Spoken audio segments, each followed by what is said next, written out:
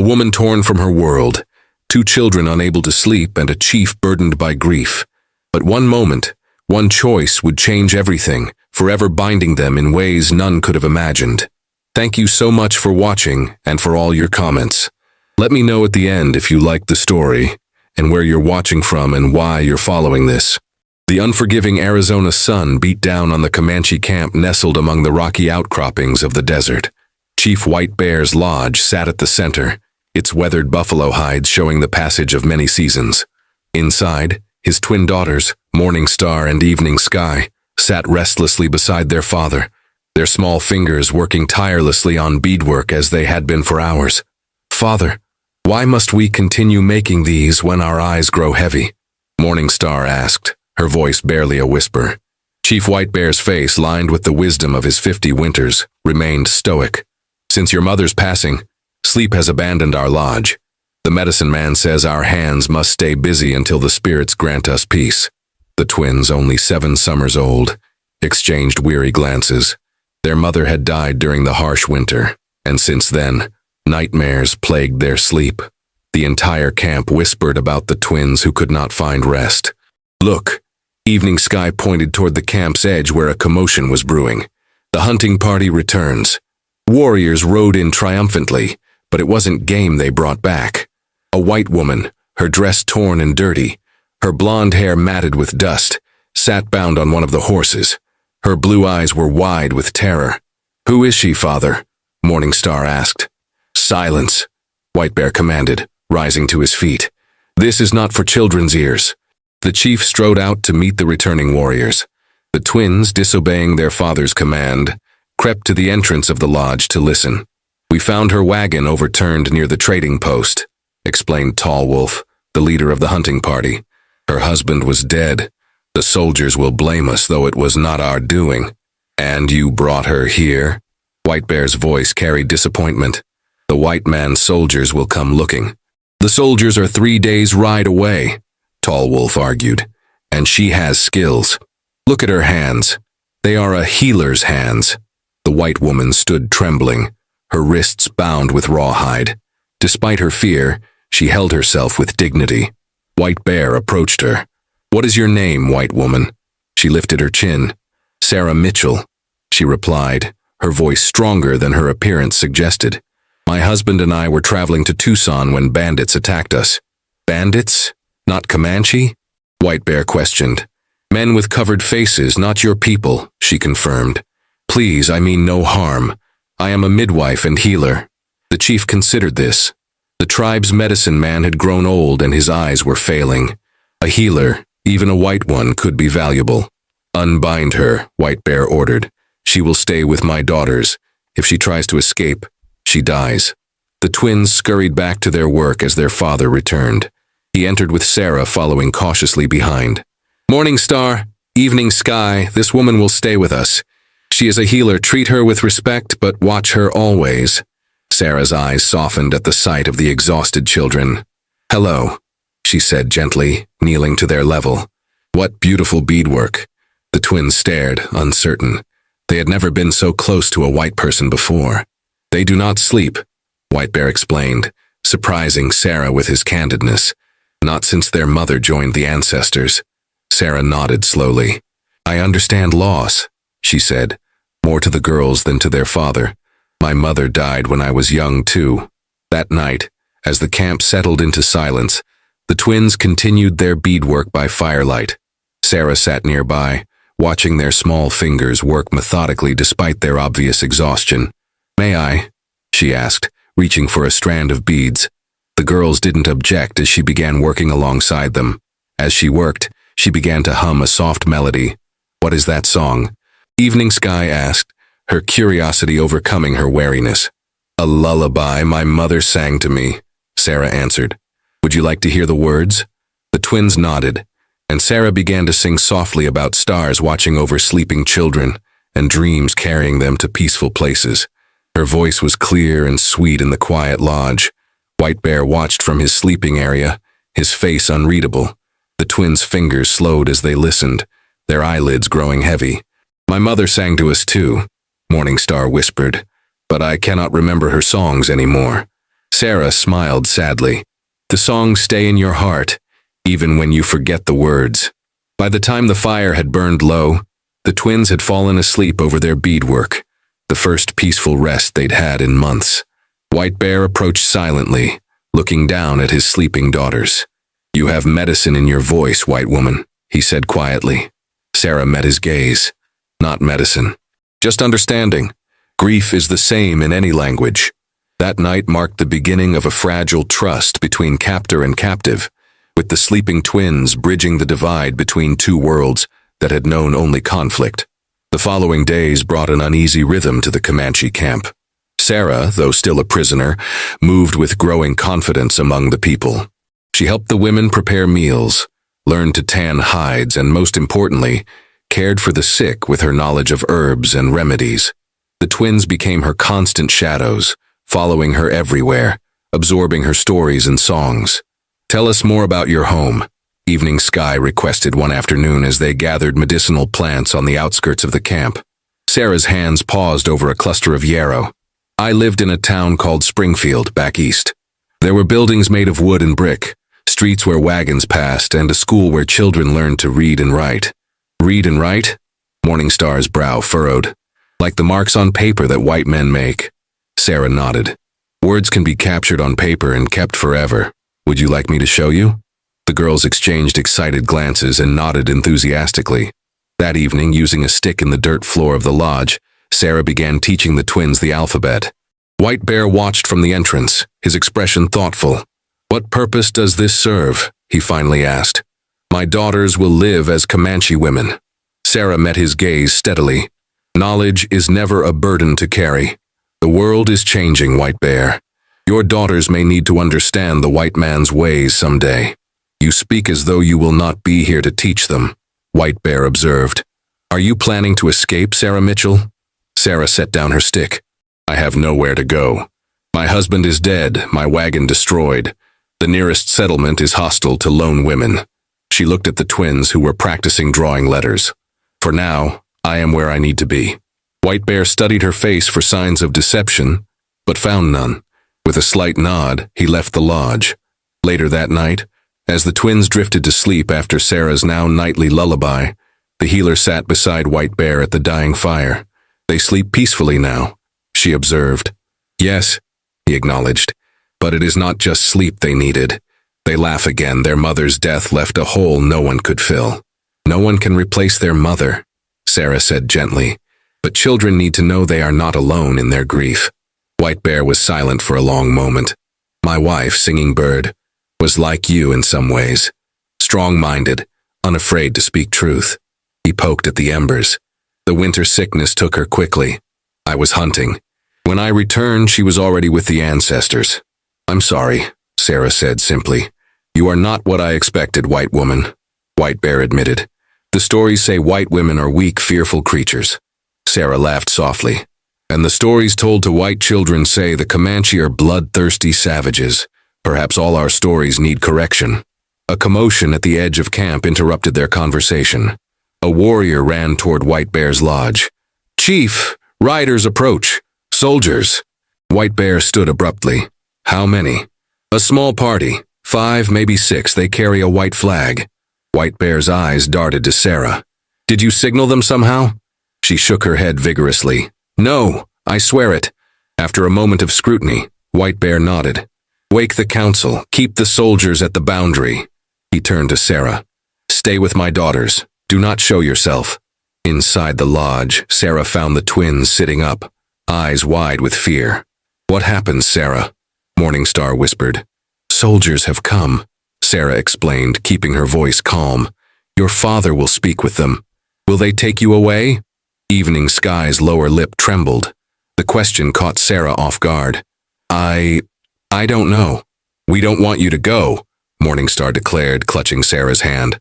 Sarah gathered both girls into her arms, her heart conflicted.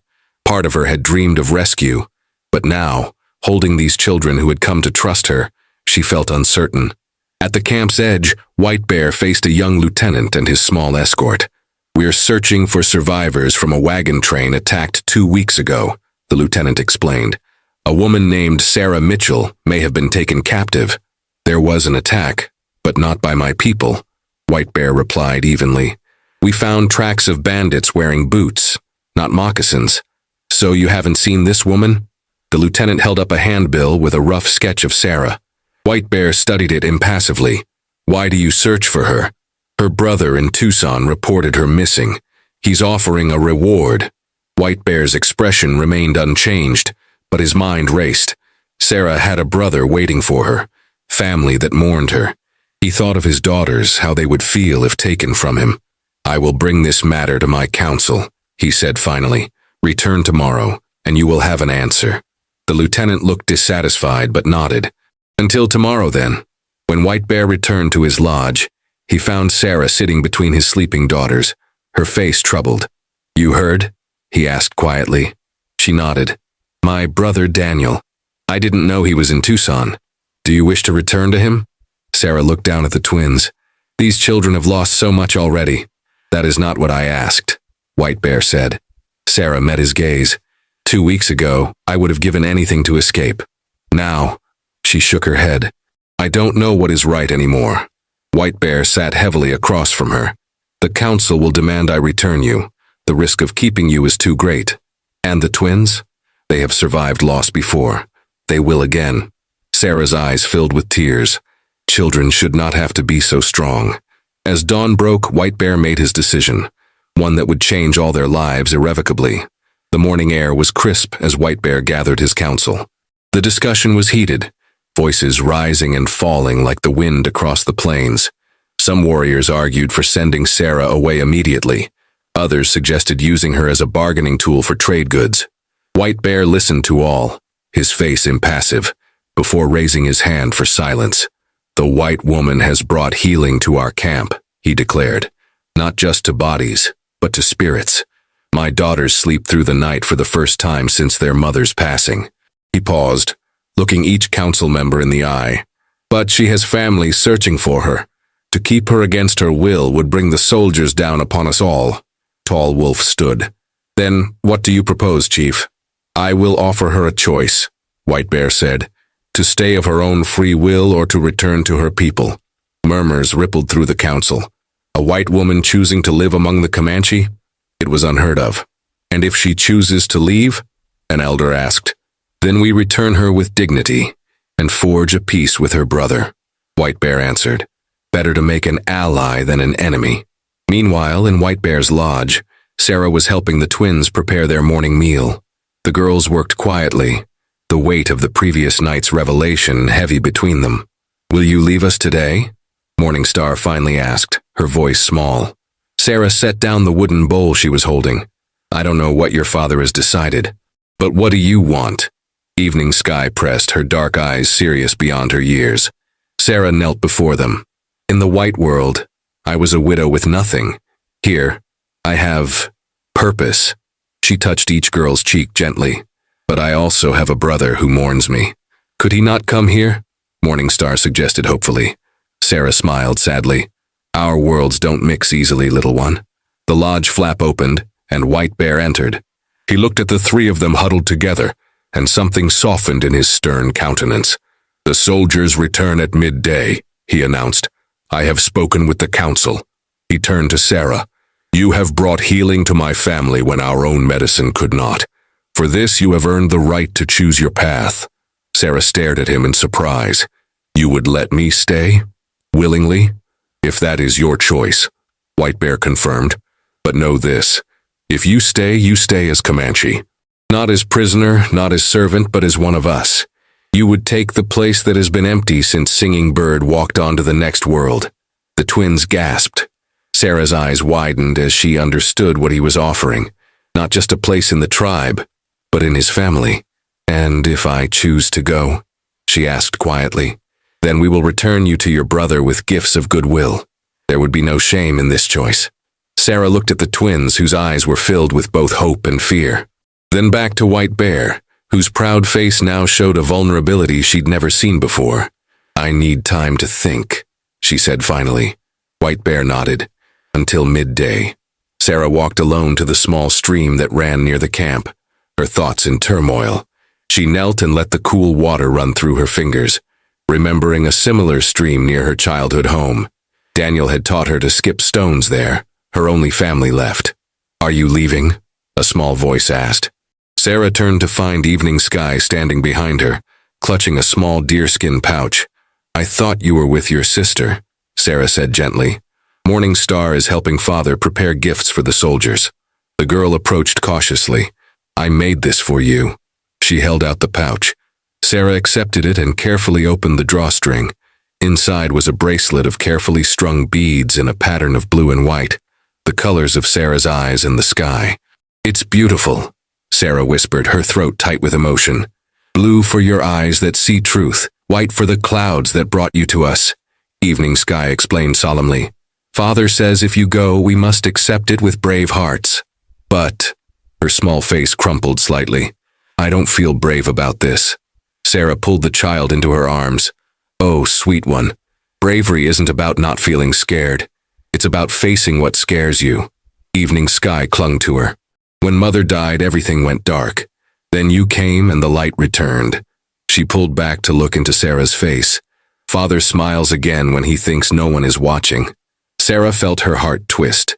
She had noticed the change in White Bear, how his stern demeanor had gradually softened, how his gaze sometimes lingered on her when she worked or sang to the twins. She had told herself it was merely gratitude for helping his daughters. "Your father is a proud man," Sarah said carefully. Evening Sky nodded. "He would never ask you to stay. That is why I must." The honesty of the child struck Sarah deeply.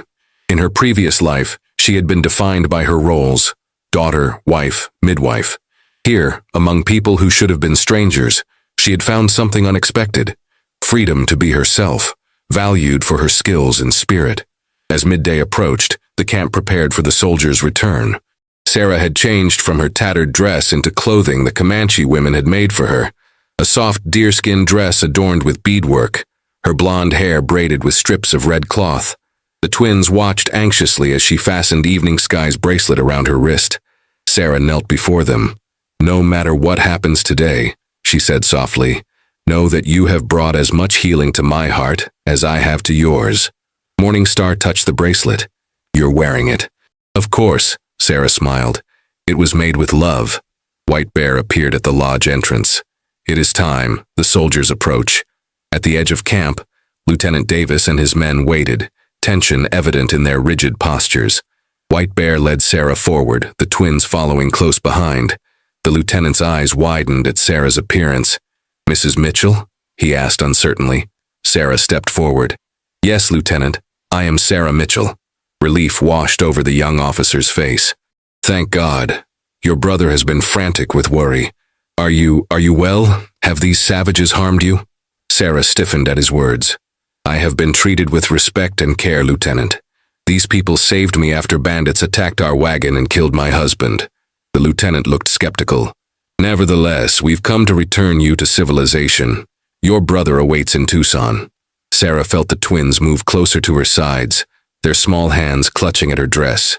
She looked down at them, then at White Bear, whose face had returned to its stoic mask, though his eyes held a question. "Lieutenant," Sarah said, her voice gaining strength, "please convey my gratitude to my brother for searching for me. Tell him I am alive and well." "Of course, ma'am. We can reach town by nightfall if we leave now." Sarah took a deep breath. "Tell him also that I have found a new purpose here. I will not be returning with you." Stunned silence followed her declaration. The lieutenant's mouth opened and closed wordlessly. "Mrs. Mitchell, perhaps you don't understand. These people, these people," Sarah interrupted firmly, "have become my family. I am needed here as a healer. My decision is made." The twins' grips on her dress tightened. White Bear's expression remained unchanged, but something flickered in his dark eyes. "This is madness," the lieutenant sputtered. "No white woman would choose to live among savages." Sarah straightened her spine. "I have made my choice, Lieutenant. Please respect it." White Bear stepped forward. "To show our good faith, we offer these gifts for Sarah's brother." He motioned, and two warriors brought forward beautifully tanned hides, beaded moccasins, and dried meat for the journey. The lieutenant looked from the gifts to Sarah's resolute face. "Your brother won't accept this. He'll demand we return with a rescue party. Then give him this." Sarah removed a small locket from around her neck, the only possession she had kept from her previous life. Inside was a tiny portrait of her as a young woman. "Tell him I am happy, and that if he wishes to see me, he is welcome to come in peace." The lieutenant reluctantly accepted the locket and gifts. "I still think you're making a grave mistake, ma'am." "Perhaps," Sarah acknowledged, "but it is my mistake to make." As the soldiers rode away, the twins could no longer contain themselves. They threw their arms around Sarah's waist, faces bright with joy. The women of the tribe approached, some wary, others welcoming, but all curious about this white woman who had chosen their way. White Bear stood apart, watching, until Sarah approached him. "You have chosen a difficult path," he said quietly. "The worthwhile paths usually are," she replied. For the first time, she saw him smile fully, a transformation that lightened his entire face. "Come," he said, extending his hand. "It is time to introduce Sarah Mitchell of the Comanche to her people." 2 years passed like the changing of seasons, sometimes harsh, sometimes gentle, but always bringing growth and transformation. The Comanche camp had moved 3 times, following game and favorable weather, settling now near a wooded area with a clear running stream that reminded Sarah of her childhood home. Sarah had become known among the Comanche as Healing Hands, a name earned through countless hours tending to the sick and injured. Her knowledge of herbs combined with the traditional medicine of the tribe created remedies more effective than either tradition alone. The initial wariness of the tribe had given way to respect, and in many cases, genuine affection. The twins, now 9 summers old, had blossomed under Sarah's care. Morning Star had revealed a gift for languages, eagerly learning English from Sarah while helping her perfect her Comanche. Evening Sky showed natural skill as a healer, following Sarah everywhere as she gathered plants and prepared medicines. One crisp autumn morning, as Sarah taught Evening Sky how to make a poultice for burns, a commotion at the edge of camp caught their attention. A single rider approached, not a soldier but a civilian man on a dappled gray horse. "Someone comes," Evening Sky said, shading her eyes against the sun. Sarah stood, brushing dirt from her deerskin dress. Something about the rider's posture struck her as familiar. As he drew closer, her heart began to pound. "Daniel?" she whispered. White Bear emerged from his lodge, bow in hand, though not drawn. Over the past 2 years, his relationship with Sarah had evolved from cautious alliance to deep respect to something more tender, though both approached this new territory carefully, mindful of the twins' feelings and tribal expectations. "You know this man?" White Bear asked Sarah as she approached. "I think it's my brother," she replied, her voice a mix of emotion. The rider came to a halt at the camp's edge, raising his hand in greeting. It was indeed Daniel Mitchell, older than Sarah remembered, his face weathered by sun and worry. "I come in peace," he called. "I seek my sister, Sarah Mitchell." White Bear glanced at Sarah, who nodded. "Approach," the chief commanded. Daniel dismounted, his movements betraying his nervousness. His eyes scanned the gathered Comanche until they found Sarah. For a moment, he simply stared, taking in her native dress, her sun-darkened skin, her hair in Comanche braids. "Sarah?" he finally managed. "Is it really you?" Sarah stepped forward. "Hello, Daniel." He moved as if to embrace her, then hesitated, noting the formality of the setting. 2 years, he said instead. 2 years I've been searching, following rumors, questioning traitors. "Lieutenant Davis didn't deliver my message?" Sarah asked. Daniel's expression hardened. "He told me you'd been bewitched or addled by captivity. I couldn't believe my sister would choose." He gestured at the camp. "A different life?" Sarah finished. "I made my choice freely, Daniel." White Bear stepped forward. "I am White Bear, chief of this band. Sarah Healing Hands is honored among our people." Daniel looked between them, noticing their proximity, the way they stood as equals. His eyes widened slightly. "The lieutenant didn't mention that part," he muttered. The twins appeared at Sarah's side, regarding the newcomer with curious eyes. Sarah placed a hand on each girl's shoulder. "Daniel, these are my daughters now, Morning Star and Evening Sky." "Your daughters?" Daniel echoed, shock evident in his voice. "In my heart, yes," Sarah confirmed. "Their mother passed before I came." Understanding dawned on Daniel's face as he looked from the twins to White Bear and back to Sarah. "You've made a new family." "Yes," Sarah said simply, "but that doesn't mean I forgot my old one." White Bear spoke to the gathered tribe. "This is Sarah's brother. He is welcome as our guest." He turned to Daniel. "Will you share our fire and food?"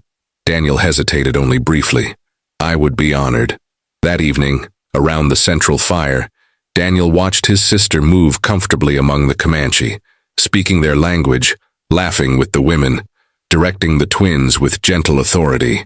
She was different from the quiet, grieving widow who had left Springfield, stronger, more confident, at peace with herself.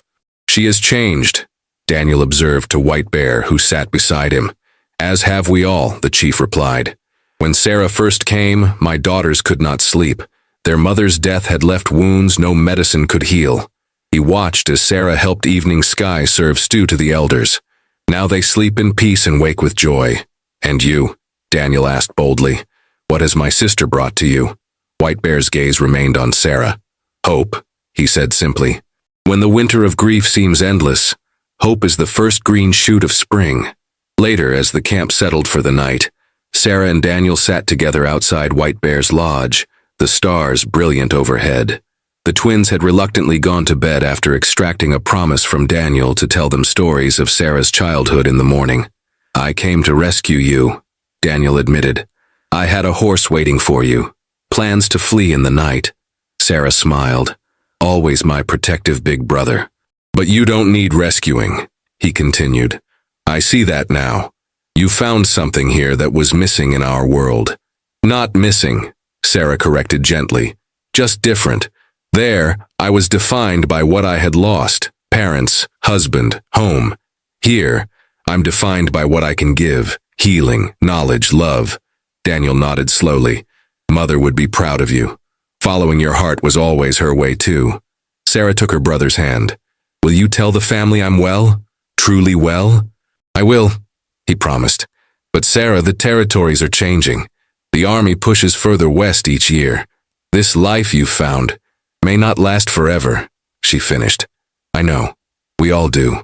White Bear leads our people away from conflict when possible, but we can't outrun the future. What will you do when that day comes?" Sarah looked toward the lodge where White Bear and the twins slept. "We will face it together. As a family." Daniel studied his sister's face in the firelight. "You love him." It wasn't a question, but Sarah answered anyway. "Yes, it grew slowly from respect to friendship to something deeper. He is a good man, Daniel. Different from what we were taught to expect, but good in ways that matter. And the tribe accepts this? Some more readily than others. But they have seen that our strengths together serve the people well." Daniel sighed. "I won't pretend to fully understand, but I respect your choice." He reached into his coat and withdrew a small package wrapped in cloth. "I brought this thinking you might need reminding of home. Now I see it's simply a gift." Sarah unwrapped the parcel to find their mother's small silver hand mirror. Tears filled her eyes as she looked at her reflection, a face both familiar and transformed. "Thank you," she whispered. The next morning, as Daniel prepared to depart, the entire tribe gathered to bid him farewell. White Bear presented him with gifts: a finely crafted knife, a painted buffalo robe, and a medicine pouch. "For safe travels," the chief explained, "and to remember that you have family among the Comanche now." Daniel accepted the gifts with genuine gratitude. "I came seeking one sister and found an entire family." He turned to Sarah. "I'll return in the spring if I'm welcome." "Always," she assured him, embracing her brother tightly. As Daniel rode away, the twins waved enthusiastically, calling out farewells in English they had practiced all morning. Sarah felt White Bear's presence beside her, his hand finding hers. "He is a good man, your brother," White Bear observed. "Yes," Sarah agreed. Like his sister, he needed to see with his own eyes to understand. White Bear smiled, the expression now coming more naturally to him. "The season turns. Winter approaches. There is much to prepare. And much to celebrate," Sarah added. "The harvest was good, the hunt successful. The people are healthy." They walked together back to the center of camp, the twins running ahead, their laughter carrying on the crisp autumn air. Around them, the tribe went about their daily tasks, Women scraping hides, men repairing weapons, elders teaching children the ancient stories.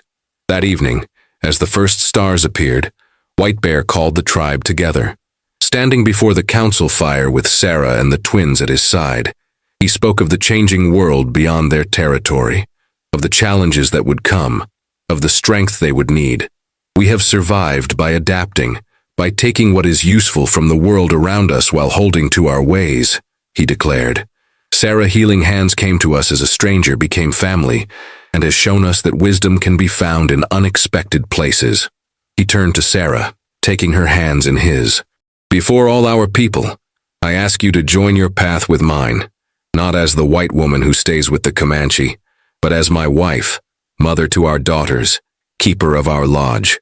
A murmur ran through the gathered tribe, not of disapproval, but of acknowledgement that what had been unspoken was now declared openly.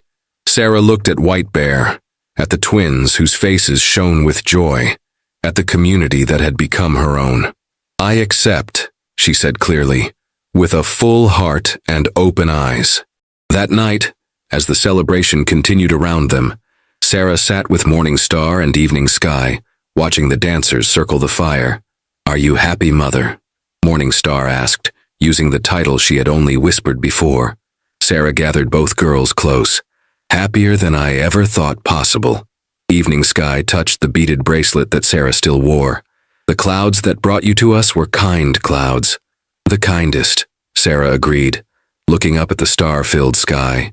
Even in the darkest storm, there is always the promise of light. As the drums beat a rhythm as old as the land itself, Sarah Mitchell, once lost, now found, watched her Comanche families celebrate life's continuing journey, secure in the knowledge that whatever changes the future might bring, they would face them together, with healing hands and brave hearts.